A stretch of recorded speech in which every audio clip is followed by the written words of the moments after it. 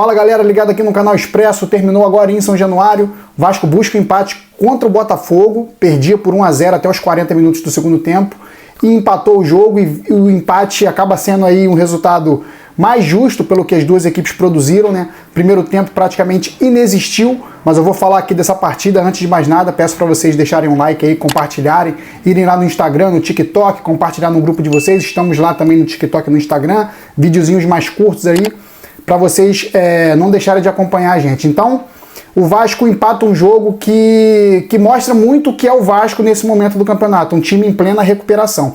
Ainda não é um time maravilhoso, ainda não é um time que vai brigar por Sul-Americana, por Libertadores, quiçá campeão brasileiro. Nem pensar esse ano é para manter o Vasco na Série A. Infelizmente, mais uma vez, o nosso planejamento é esse, não cair para a Série B, é muito pouco, mas é o que tem para hoje. A equipe vem evoluindo com o Rafael Paiva, que permanecendo aí com o Vasco jogando partidas mais disputadas e competitivas, tende a ser efetivado como treinador. A grande verdade é que todos os treinadores hoje do futebol brasileiro são grandes interinos, né, o tempo inteiro, que podem ser demitidos a qualquer momento. Então, só uma oficialização ali, é questão de tempo, o Rafael Paiva ser o técnico do Vasco aí para o decorrer da temporada. É um técnico que mostra muita competência, principalmente nas substituições, o time ganha mais pegada, o time ganha mais movimentação, ele percebe pontos fracos e consegue corrigir.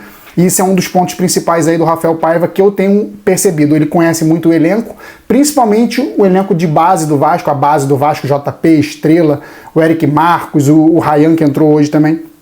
Então, falando do jogo aqui como um todo, o Vasco e o Botafogo no primeiro tempo inexistiram em relação ao futebol.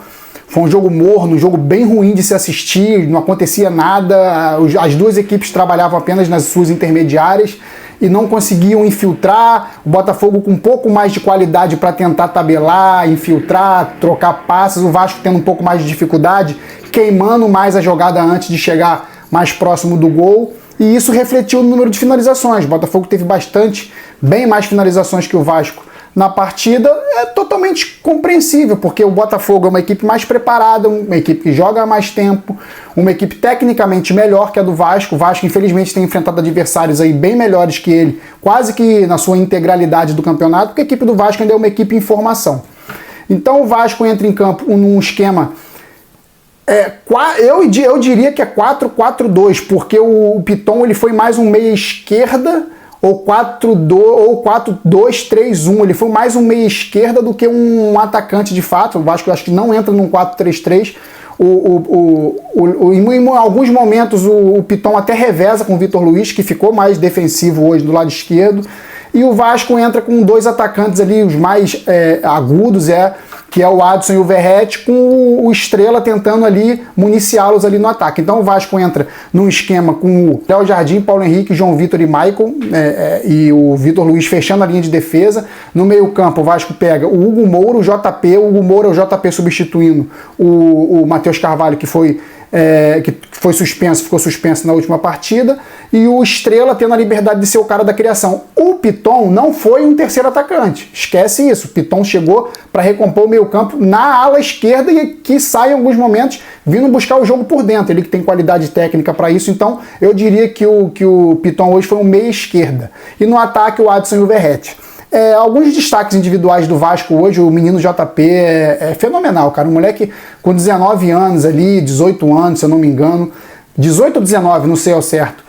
Porra, um moleque tem uma qualidade para dominar, uma tranquilidade para levantar a cabeça, proteger. É um moleque que tem força. Eu vi jogadores do Botafogo batendo nele, ele fazendo aquele giro no meio campo, que um jogador de ligação que joga de frente, ele joga de frente, ele não é meia atacante, muito menos meio campista para sair distribuindo o jogo. Ele é um meio que sai de trás para achar os companheiros mais bem posicionados. Ele fez isso hoje com um primor assim incrível. O Vasco contratou um monte de jogadores e nenhum consegue fazer o que o JP faz, girar, levantar a cabeça e clarear o jogo. O JP hoje é um jogadoraço, um dos destaques do Vasco.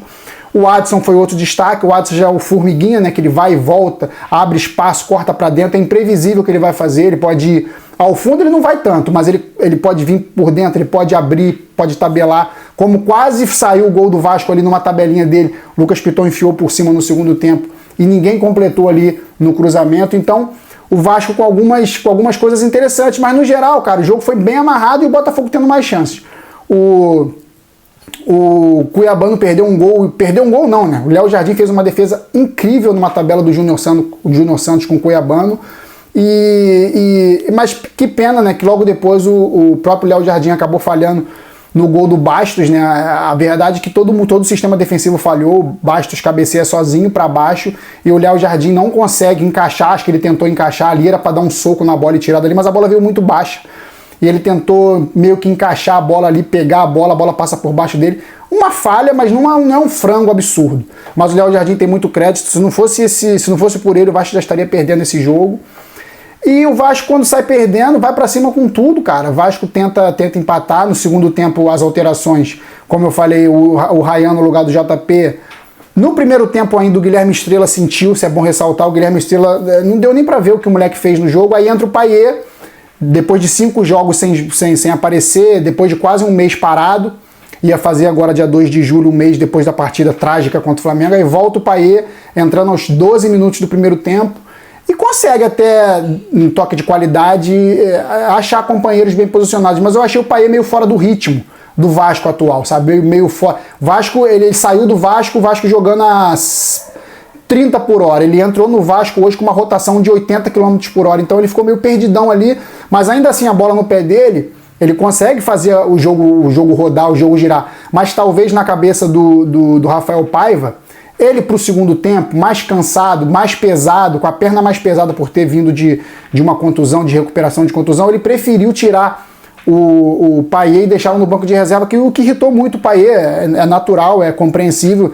Diferente seria se ele saísse sorrindo, ele entrou e foi substituído, então eu ficaria também muito pé da vida, mas eu entendi o que o Rafael Paiva quis fazer, quis dar mais pegada para o meio campo, ok, conseguiu. E o Payet, com a bola no pé, ele conseguiu fazer o trabalho dele. Agora, sem a bola no pé, ele já não recompõe, já não tem aquela pegada que, por exemplo, o Sforza hoje mostrou um pouco mais de pegada do que o normal, porque o Zé Gabriel, que entrou no lugar dele, também mostrou a pegada.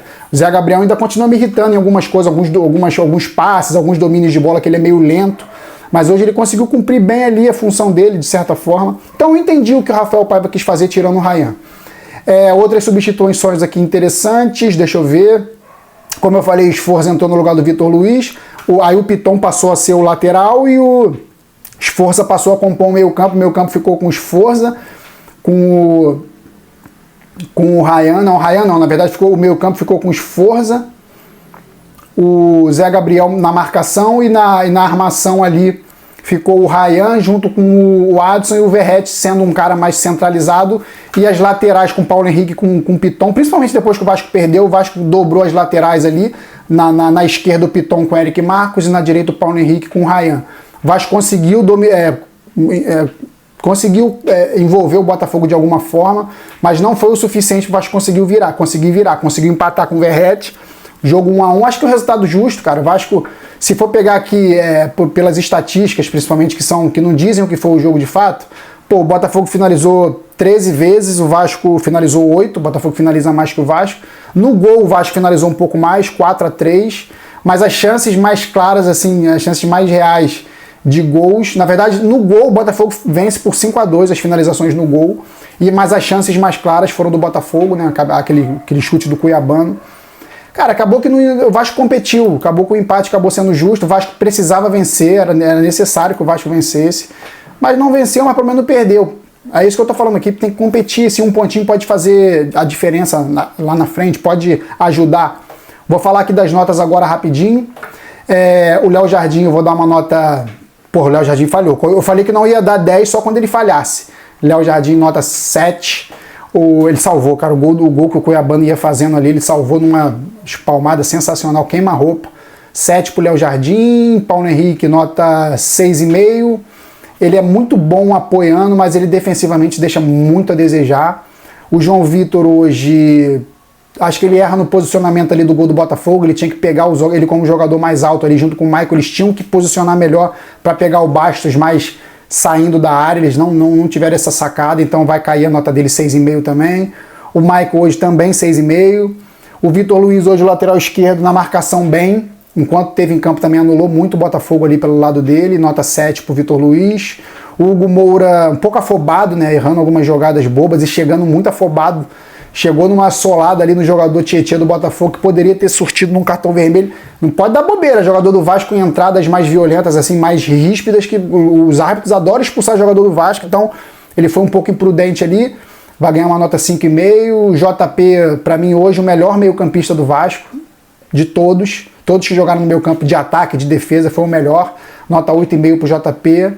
Guilherme Silva saiu, vai ficar sem nota, saiu machucado, que bom que a contusão não foi séria, o Payet entrou no lugar dele. Como eu falei, Payet com a bola no pé, nota 9, sem a bola na recomposição ele não ajuda o meio campo, então é nota 3, 13 mais 9, 12, dividido por 2, 6 pro Payet.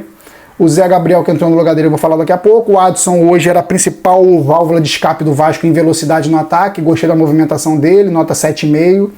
O Verratti é autor do gol, né? O líder mais uma vez do Vasco, um líder que chama, um líder que corre e chama o time todo para marcar em cima. Nota 9 pro Verratti. O Lucas Piton, que tá aqui como um terceiro atacante, mas eu não vi ele como um terceiro atacante, eu vi ele como meia esquerda ou ala esquerda. Fez o cruzamento pro gol do Verratti, nota 7, nota 8 pro Piton. E o Rafael Paiva mostra muita qualidade, cara, principalmente nas substituições, de enxergar o jogo que a gente enxerga. Na verdade, além do que a gente enxerga, que ele tem a parte técnica, ele que entende daqueles jogadores, ele que entende o emocional desses jogadores, principalmente os moleques da base. E os moleques da base, com ele, tem conseguido jogar. Rafael Paiva tem conseguido fazer isso, nota 7,5 pro Rafael Paiva. E o Botafogo foi uma equipe que deu trabalho, principalmente no segundo tempo. O primeiro tempo inexistiu para os dois, mas no segundo tempo o Botafogo deu muito trabalho pro Vasco, poderia ter vencido o jogo sim.